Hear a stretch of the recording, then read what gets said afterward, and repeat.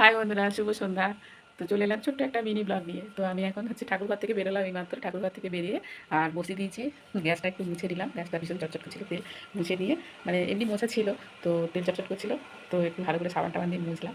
ভাবছো দিদিভাই এখন চুল খেলিয়ে আছে সন্ধ্যাবেলা। আমি একটু আগে স্নান করেছি, সকালে স্নান করেছিলাম, এমনি মানে মাথায় শ্যাম্পু ট্যাম্পু করিনি, স্নান করেছিলাম। তো এখন ভালো করে মাথায় শ্যাম্পু করে স্নান করে ঠাকুরকে ভোগ দিলাম। তো দিয়ে আর বসিয়ে দিয়েছি একটু সন্ধ্যাবেলা চা কিংবা কফি না খেলে হবে না, বসিয়ে দিয়েছি। তো আমি চিনি খাই না, আর দুধও আমার সহ্য হয় না, তো খাই ব্ল্যাক কফি। তো জল গরম বসিয়েছি, ব্ল্যাক কফি খাবো বলে। তো চলো রান্নাঘরের দিকে যাই, জল ফুটছে। ভোগ দিয়েছিলাম মুড়ি বাতাসা আর একটা আম শশা।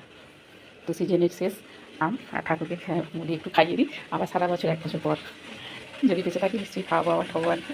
1 বছরের কত কী হয়ে যেতে পারে কেউ বলতে পারে না বলো। এই যে দেখো জল পড়ছে, কত জল বসিয়েছি। আমি একা কফি খাবো, 1 কাপ কফির জন্য 4 জনের জল চাপিয়ে দিয়েছি। দেখলে আমার কফি বানানো হয়ে গেল। ব্যাস, এবারে গরম গরম কফিটা খেলে একদম পুরো মনটা একদম মাস্ত হয়ে যাবে। হয়ে গেলে তারপরে আবার কাজে মন লাগাবো। এই দেখো জামা কাপড় কালকে কাটে শুকনো হয়নি, বুঝতেই পারছো। এনি টাইম বৃষ্টি হচ্ছে, মানে হাফ শুকনো হয়েছে। ছাদের উপরে সিঁড়িঘরে মেলা ছিল, তুলে দিয়ে এসেছি, এগুলো ঘরে মেলবো। আজকালের ভিজেগুলো ছাদে মেলা আছে। তো এখন আমি খাবো কফি। তো তোমরা সঙ্গে থাকো, ব্লগটা দেখতে থাকো। রাতে রান্না জোগাড় করবো। চলে এসেছি বিস্কিট নিতে। এর মধ্যে আছে মেরি বিস্কিট, এটা আমি খাই না, ভালো লাগে না। এটা ব্রিটানিয়া থিন, এটাই আমি খাবো। শেষ হয়ে গেছে, দাদাভাইকে আনতে বলবো। তো কফিটা খেয়ে নিই, খুব খিদে পাচ্ছে। খেয়ে নিয়ে প্রসাদ খাবো আগে।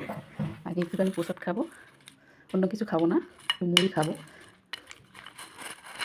ব্যাস এইটুকু খাবো। খেয়ে তারপরে চাটা খাবো, সরি কফিটা খাবো। খেয়ে তারপর রান্না জোগাড় করবো।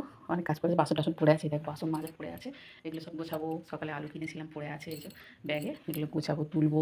তারপরে জামা কাপড়গুলো মেলবো, রান্না করবো, অনেক কাজ আছে। তো তোমরা সঙ্গে থাকো, ভিডিওটা দেখতে থাকো। তো বন্ধুরা চলে এসেছি রান্নাঘরে। এই যে আলু টমেটো কেটে নিয়ে কালো জিরে দিয়ে আলু চচ্চড়ি হবে, রাতের খাবার। চা খেলাম, খেয়ে একটু ফোনে কাজ করলাম। সবাই তো জানো, সবাই তো জানো। তো কাজ করে আর এই যে আলু কেটে নিয়ে চলে এসেছি।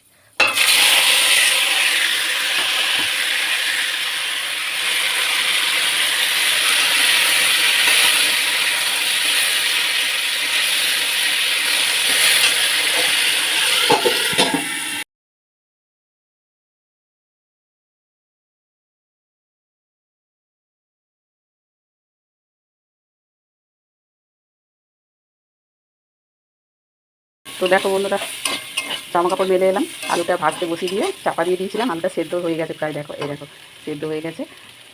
আলুটা ভাজতে বসিয়ে দিয়ে দুল দিয়ে ঢাকা দিয়ে জামা কাপড়গুলো মেলে এলাম। কারণ জামা কাপড়গুলো তো রোদও পাচ্ছে না, হাওয়াও পাচ্ছে না, কী করে শুকাবে বলো।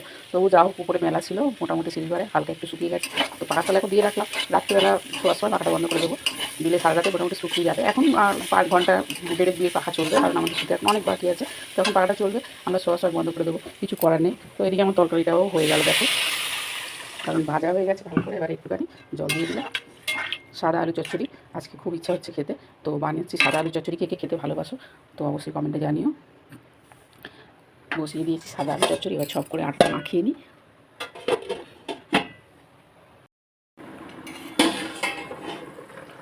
তো বন্ধুরা এই যে দেখো তরকারি হয়ে এসছে, পুরো তুলছি না কেন বলো তো, সামনেই না তেলের কড়া, বুঝেছো।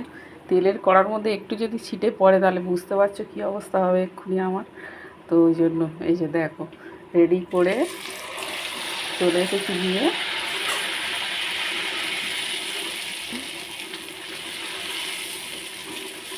কড়াটা তো কালকেরে হচ্ছে, কালকে না, হ্যাঁ কালকেই তো পুরুলি বানিয়েছিলাম।